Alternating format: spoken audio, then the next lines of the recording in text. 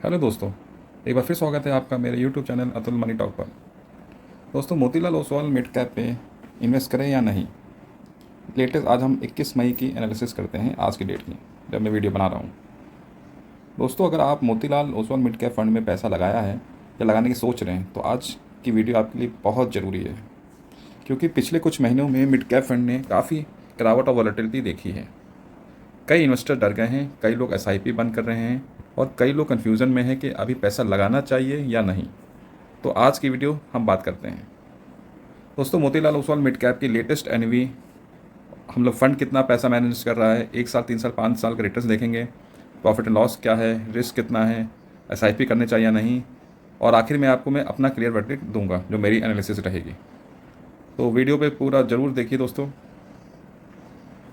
आइए दोस्तों, सबसे पहले हम आसान भाषा में समझ लेते हैं। Motilal Oswal mid cap fund एक मिड कैप म्यूचुअल फंड है। मतलब ये फ़ंड उन कंपनियों में पैसा लगाता है जो मीडियम साइज़ की कंपनी हैं लेकिन फ्यूचर में बड़ी कंपनीज बन सकती हैं, यानी ग्रोथ पोटेंशियल ज़्यादा है, लेकिन दोस्तों रिस्क भी ज़्यादा होगा। मिड कैप फंड्स तेज़ी में बहुत तेज़ भागते हैं लेकिन गिरावट में उतना ही तेज़ी से गिरते भी हैं। मोतीलाल ओसवाल एएमसी का इन्वेस्टिंग स्टाइल थोड़ा अलग माना जाता है। ये लोग कम स्टॉक्स रखते हैं लेकिन हाई कन्वेंशन स्टॉक्स रखते हैं, यानी जिन जिन कंपनियों पर भरोसा होता है उनमें ज़्यादा इन्वेस्टमेंट करते हैं। अब दोस्तों, हम लेटेस्ट एनवी और एएम डेटा पर बात करते हैं, 21 मई के लेटेस्ट डेटा के। दोस्तों, इस फंड का डायरेक्ट एनवी जो अभी आज चल रहा है 106.35 है, रेगुलर प्लान एनवी 92.22 पैसा है, और सबसे इंपॉर्टेंट चीज़ एएम यानी एसेट्स अंडर मैनेजमेंट, यानी ये छोटा फंड नहीं है, काफ़ी बड़ा इन्वेस्टर बेस है इस फंड में इन्वेस्टेड हैं। इसका मतलब इन्वेस्टर्स का ट्रस्ट अभी भी फंड में बना हुआ है। दोस्तों, रिटर्न्स कितने दिए हैं, अब सबसे ज़रूरी सवाल, फ़ंड ने रिटर्न कितना दिया है। देखिए दोस्तों, पिछले 1 साल में फंड्स का परफॉर्मेंस थोड़ा वीक रहा है। 1 साल में रिटर्न लगभग -5% है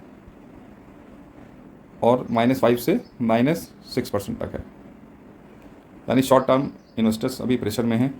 लेकिन पिक्चर यहीं ख़त्म नहीं होती दोस्तों। 3 साल के रिटर्न देखते हैं, लगभग 19 से 21% का कैगर है। 5 साल में 22 से 24% का कैगर है। अगर किसी इन्वेस्टर ने 5 साल पेशेंस रखा, एसआईपी लगातार की, पैनिक नहीं किया, तो उसका पैसा काफ़ी तेज़ी से ग्रो होगा। यानी शॉर्ट टर्म पेन ज़रूर है लेकिन लॉन्ग टर्म ट्रैक रिकॉर्ड अभी भी काफ़ी स्ट्रांग माना जा रहा है। दोस्तों, अभी मैं आपको एक डिस्क्लेमर दे देता हूँ कि जो भी मैं आपको अभी फंड के बारे में बता रहा हूँ उसमें कोई बाइंग एंड सेलिंग रिकमेंडेशन नहीं है। आप उसको बेचें या खरीदें, आप अपने सेबी रजिस्टर्ड एडवाइज़र से ही पूछ के सलाह लेके ही इस पर कोई भी बाइंग सेलिंग करें। चलिए दोस्तों, हम आगे बढ़ते हैं। मोतीलाल ओसवाल जो फ़ंड है वो किन कंपनियों में पैसा लगा रहा है, अब बात करते हैं होल्डिंग्स की। फ़ंड मेनली ग्रोथ सेक्टर्स में इन्वेस्टमेंट कर रहा है। कुछ मेन सेक्टर्स हैं IT software, capital market, finance, consumer business, digital companies, और कुछ मेजर कंपनी का मैं आपको नाम बता दे रहा हूँ। ये कोई बाइंग एंड सेलिंग रिकमेंडेशन नहीं है। कोफरोज, पर्सिस्टेंट सिस्टम, पेटीएम, कल्याण ज्वेलर्स, किया इंडस्ट्री, यानी फंड ग्रोथ ओरिएंटेड बिजनेस पर ज़्यादा फोकस कर रहा है। अगर इंडिया की इकनॉमी तेज़ी से ग्रो करती है दोस्तों, तो ऐसी कंपनी फ्यूचर में काफ़ी बड़ा रिटर्न दे सकती है। अभी गिरावट क्यों आई है, अब सबसे बड़ा सवाल, अगर फंड इतना स्ट्रांग है तो गिर क्यों रहा है। देखिए दोस्तों, इसके पीछे कई रीज़न है। पहला रीज़न हो सकता है मिड कैप स्टॉक्स बहुत तेज़ी से ऊपर चले गए थे, कई स्टॉक्स ओवर वैल्यूड हो चुके थे।